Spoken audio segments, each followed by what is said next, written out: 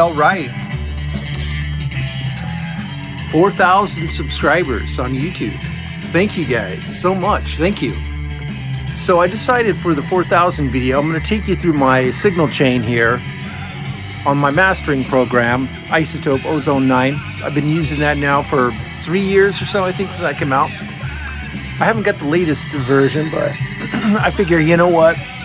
I haven't completely learned this whole one yet. It takes a lot to learn these things. So I'm going to take you through the signal chain. And this is a song I recorded over 20 years ago. I had a tape machine, 16 channels, 1 EQ, 1 compressor, and 1 effects unit.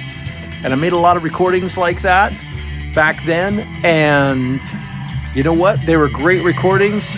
And I didn't have all the money for the latest tools. And I didn't even use computers back then. That was in the late 90s, 2000, somewhere around there. Did a lot of recordings, punk rock bands in Eugene, Oregon, and yeah, anyhow, this is one of the bands called the Switchblade Hearts, and you might hear a little bit of glitching here. It's the processing in my computer. It's quite old also, so we got to update that too. So, all right, I'm just going to run you through the signal chain real quick. We had to make a couple adjustments to this master, and I did that in the other room using an FR speaker. And all right, so here we go.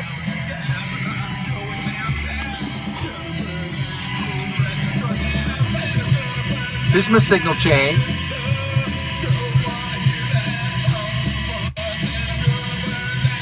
This is the first EQ we have on.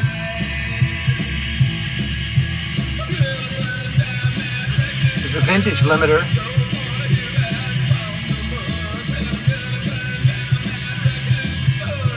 And this, see, we don't have anything going here with the dynamics here. We'll click it on just to see the difference.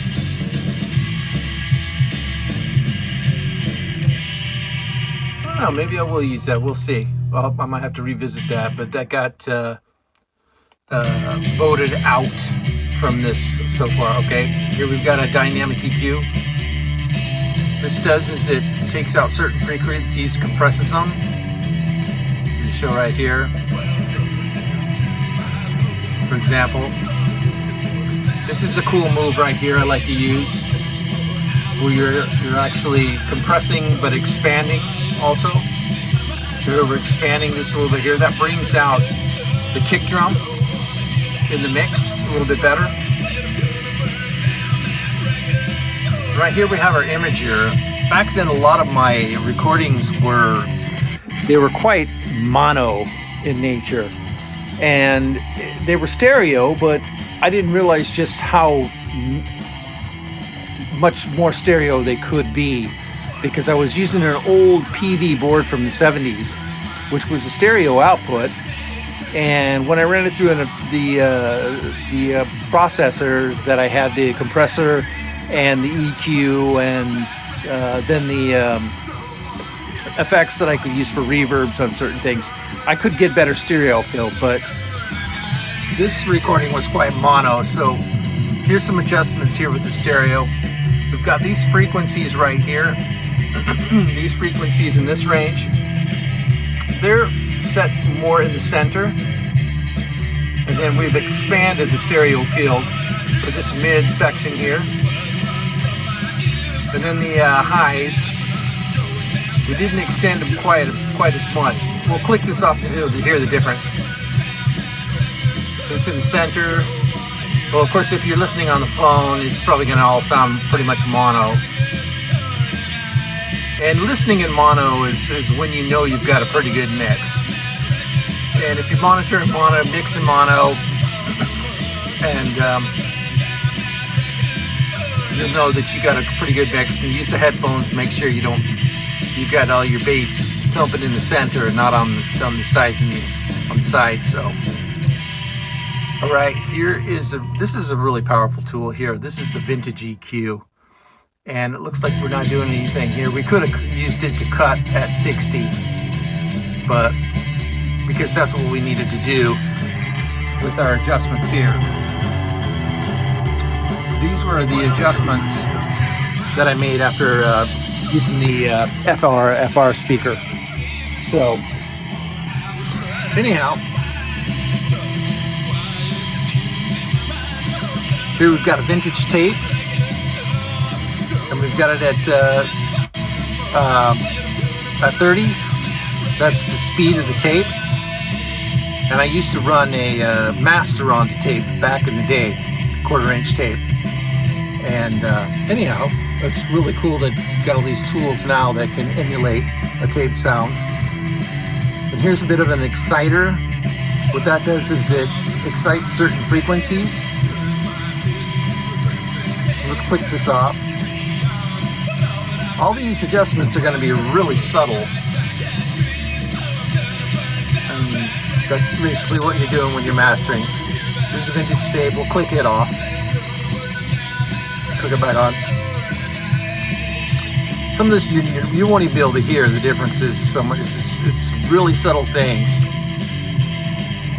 There's the vintage compressor. There's our settings for that. And we've got it on smooth. Let's switch it to sharp real quick. Hear the difference.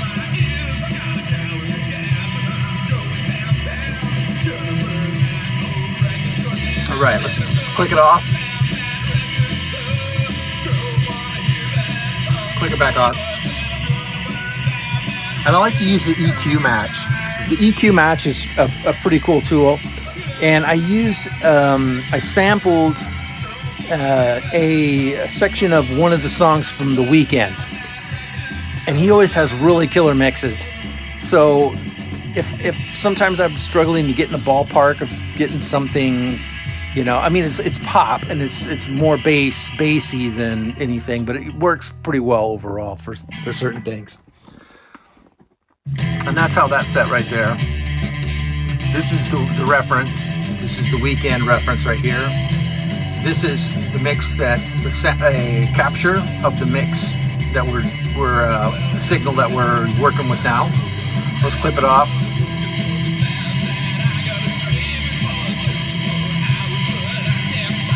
Clip it back on.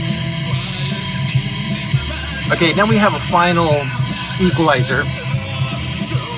This is kind of what you use in the end to clean everything up once you think that you've got everything set the way that you want it to be set.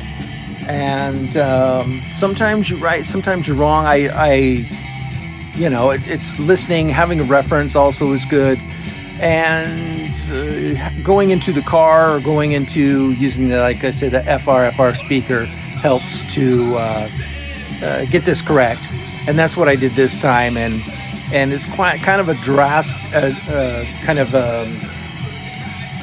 anyway, it's a little bit much for you thinking an EQ for mastering, but we'll see what happens. We're going to test it out and see what happens. Here, we'll click it off.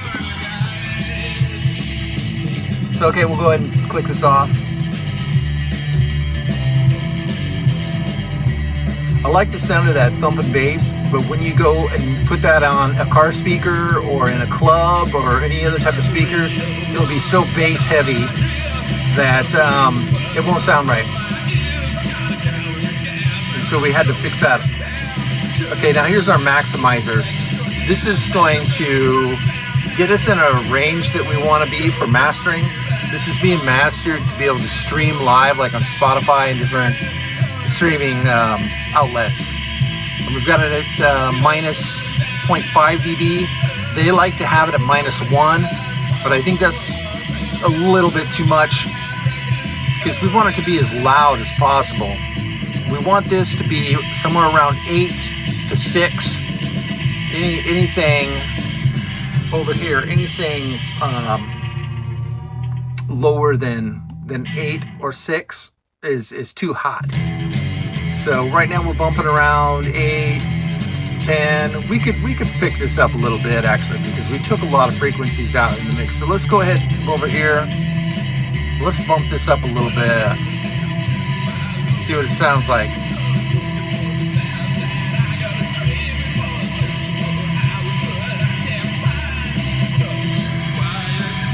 Yeah, this is looking like more like where I want it to be, right about here.